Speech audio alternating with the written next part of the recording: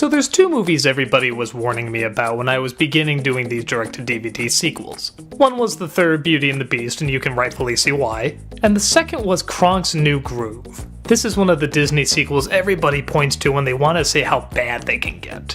And yeah, it's not good. It's just a bunch of unfunny stories with unfunny jokes. I guess it's a little difficult to be offended when it's obviously not trying that hard. I mean, don't get me wrong, there's obviously money thrown into the animation and it moves a lot. But the slapstick is pretty dull, the jokes all fall flat, and I just felt like I watched a whole bunch of nothing. The film centers around the henchman Kronk, played by Patrick Warburton. He's nervous because his disapproving father is coming in to visit, and thus we go into 3 different stories about, what were they again? The evil villain wants him back as a henchman, a romance that blooms with a counselor, and him trying to convince his father that he has everything he's been looking for. All of them are pretty forgettable. I guess on the one hand, I can see why people would be so upset because a lot of people really liked the first movie. I just kind of thought it was okay. But to its credit, it had a lot more laughs than this movie does. In fact, half the movie is just trying to catch in on those laughs again. Remember the devil and angel in the first one? They do that like 20 times in this. Hell, even little kids get an angel and devil, and half the jokes don't make any sense. The devil makes fun of the angel because he wears a dress. They all wear dresses, it's the time period. Some of these jokes have great build-up but then no payoff. When Kronk is about to be reunited with the villain, there's all these jokes about beware the cat's gonna get you, and all these other feline jokes. Obviously, they're building up that the villain is still gonna be a cat, which is a funny idea, this little cat bossing him around and trying to do all these evil things, that's funny. But no, all she has is a tail. How is that humorous? That's not fun. How much funnier would it be if this whole story happened while she was a cat? A teeny tiny cat, that'd be a lot more humorous. On top of that, there's a lot of great talent that they got for this movie.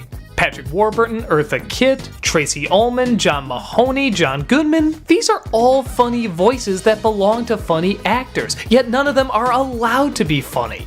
They just kind of show up, say the lines, and say them well, they're just not funny lines to say.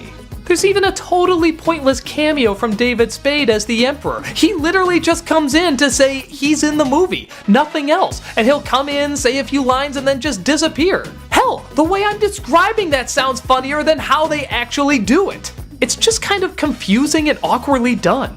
The slapstick is also kind of boring. They just kind of bounce around and move in exaggerated ways, but it doesn't feel like there's any focus or control. There's just big movements going on because that's what kids like to watch, right?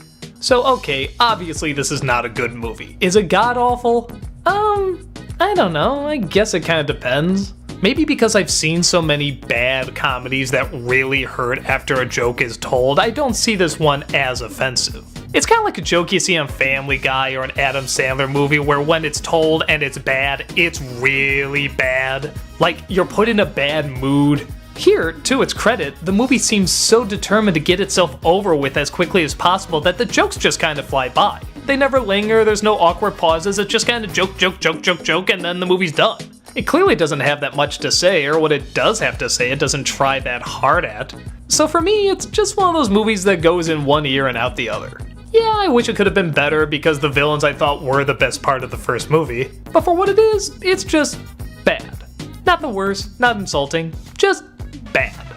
If you have little kids that just want to see some cartoons bouncing, I guess it's fine. But if you're a fan of The Emperor's New Groove, or even not a fan, I recommend just watching a funny Looney Tunes. Dance away from this as fast as you can.